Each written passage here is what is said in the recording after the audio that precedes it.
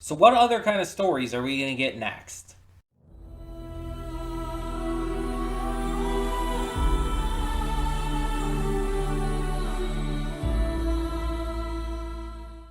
Hey everyone, welcome to Princess of Gay. I'm your host Connie, and today we're here with episodes 1117 and 1118 of One Piece.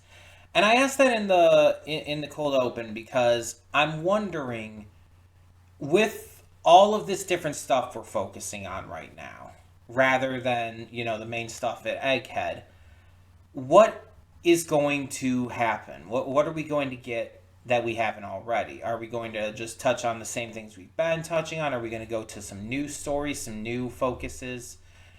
What are we going to do? Because we got Garp and Kuzan. We've got Sabo returning and about to talk about the oh my god, why can't I think of the word? The Reverie. We got Law and Beppo having narrowly escaped Blackbeard. Just a lot of stuff going on. Kid has been wiped out by Shanks. So many things. And it's like, are we going to get more stuff or are we just going to focus on what we've already gotten? I'm very curious as to what else they're going to do with this. Now, from the last episodes, I still do think that Kuzan is only like faking it, but he has to like fake it to the best of his abilities. He's working with Blackbeard for some reason.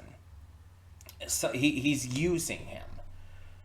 The actual like question of why, who knows at this point? It's almost impossible to say. But he's using him for some reason. Whether he's acting as a spy for the Marines slash the world government, or he's doing something for himself. I don't know. But excuse me. But I'm almost 100% convinced of this. As for what happened at the Reverie, I don't really have a guess on that one. I'm very curious though, and definitely very curious to see Sabo spill the beans here to the rest of the leaders of the Revolutionary Army. Well, I say the rest, but Sabo's technically not a leader. He's kind of like second in command. But still. I'm definitely just curious to see where this is going to go. So we're not going to waste any more time. We're just going to get into it. Thank you all, as always, so much for tuning in. Let's see what this episode, or these two episodes, have in store for us. Cutting in here real quick to remind you of all the awesome content we have on the channel. Between Monday and Friday, we have a plethora of awesome series reactions with 2 on Wednesday. We also have movie reactions every Saturday and Sunday. I do pre-record them during the week, but upload them on the weekend. And we have gaming content over on the Secondary Princess of Gaming channel. We have Baldur's Gate 3 every day, Horizon Forbidden West every Monday, Tuesday, Thursday, and Friday. We have Beyond Two Souls on Wednesday and Sunday, and Poppy Playtime on Saturday. Don't forget to click the link in the description below to follow it to today's reaction. We redirect due to copyright. It's just what we got to do here on the channel. And don't forget to subscribe to the channel and like the video if you want to see more awesome content such as this. Thank you all so much for tuning in. Let's get to today's reaction. And we are back, and we'll begin with spoilers in 3, 2, 1, now. So, Charlos is a pancake. Cobra is going to die, absolutely, and Sabo's going to be framed for it. And it seems like Cobra's death is probably going to be connected to seeing Emu, from all we can tell. We saw Bonnie interact with Sabo, which was pretty cool. We saw the captains do their thing, except Bello Betty wasn't there. It was just Lindbergh, Karsu, and Morley. Unless we end up seeing Bello Betty next time, maybe. Well, we got to see Sai and Leo like destroy Charlos. We got to see like the brothers standing up for their sister Shirahoshi, but I like that Miasgard like held them back, trying to like help the fishmen and, which is very fitting, especially since it's him, having had the interactions with their mother and everything. He's trying to protect them and save them and keep them from doing something that would pretty much destroy their kingdom. He's actually standing up for the fishmen now. It shows his growth.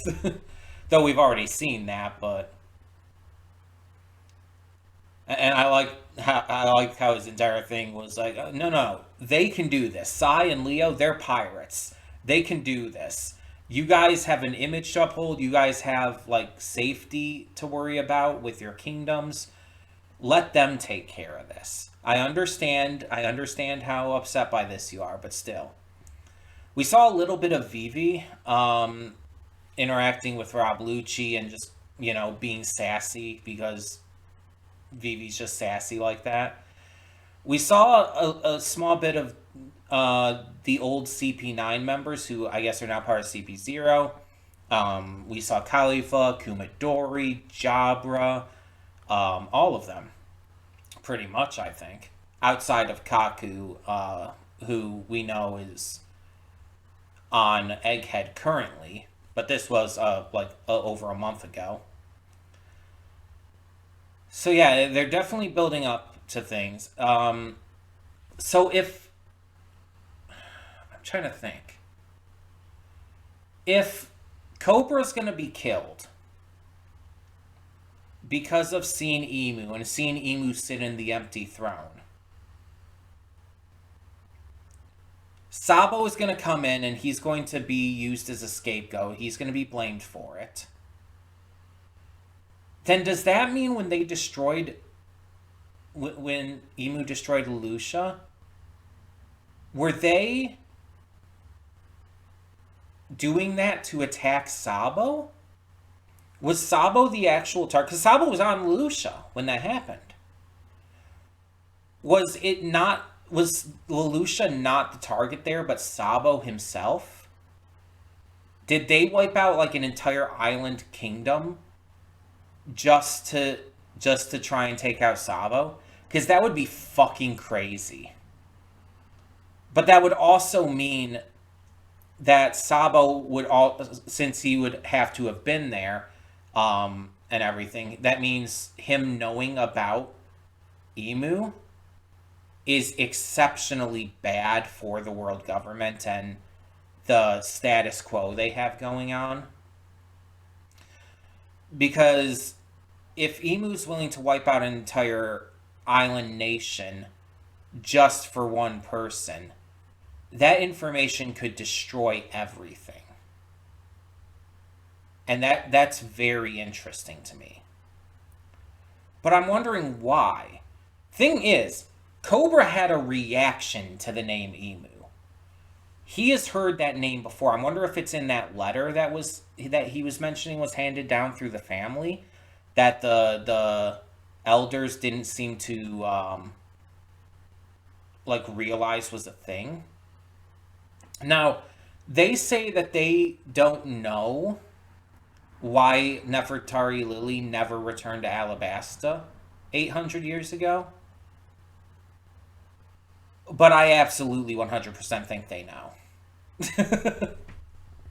And I believe Cobra does too. Like, he knows that they know. He knows that they're lying. The question is why, though? Unless they don't know and it's all Emu. I guess that's possible. I really am curious about just so much of this. It's like this is the main antagonistic force of the entire series, more so than even like Blackbeard and whatnot. It's like, what is the deal with what's going on here? Because whatever is going on here with Cobra asking about the Will of D and about Lily and everything, this is clearly like end game shit. This is the big shit, the big mysteries, the biggest questions, the most important questions to the story. And that's what makes it just that much more interesting to me. Because it makes me wonder, it's like, why? Why is this such a big deal? Why is this like such a huge mystery? to where the world government had to wipe out all information about it from the Void Century and everything even slightly connected to that. Why? That's going to be really interesting to learn about. And I don't think we're going to get much of it here at all. We're going to get teased for it, but we're still going to wait to hear and to find out the rest.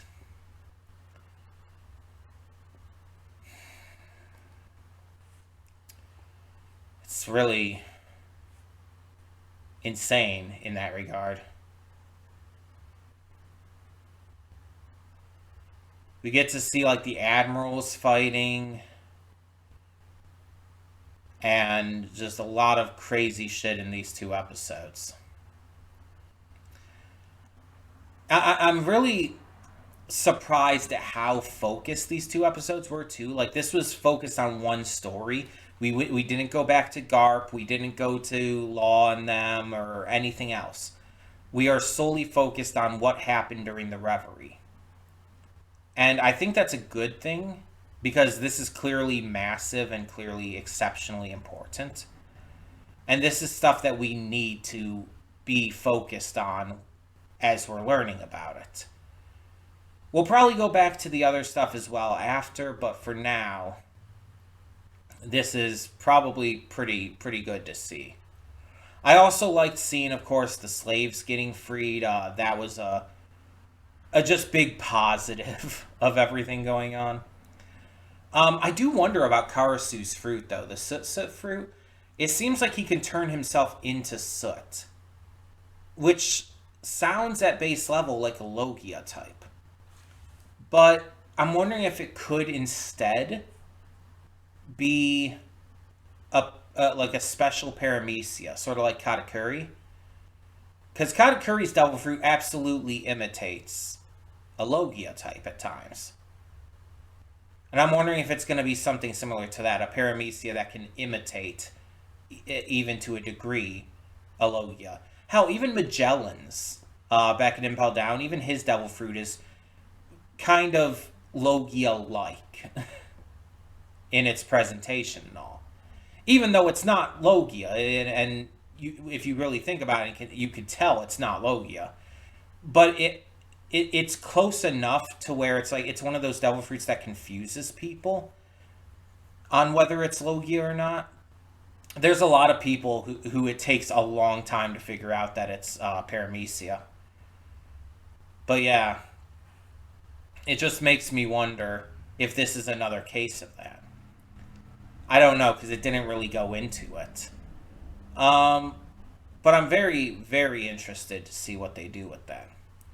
I like seeing, like, again, Bonnie and Sabo's interactions, and I don't think knew that Bonnie had full trust in the Revolutionary Army before. I don't think that's been said up to this point. But it makes perfect sense. It makes sense that she would know her father was part of them. It makes sense that she would know that they can be fully trusted. Yeah.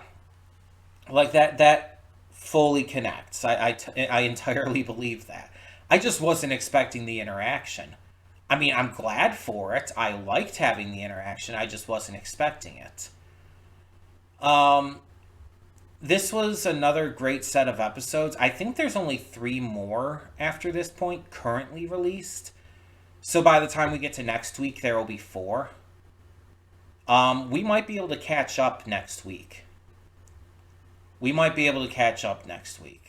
see how it goes. It's going to depend on everything else I have to record and all as well. So we'll see.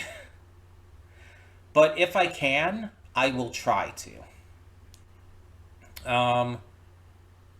Yeah, this is definitely set up a lot, and I'm very, very excited. So tell me your thoughts. Obviously, no spoilers. But thank you so much, as always, for tuning in. For now, I'm Connie, and I'm signing off. See y'all next time.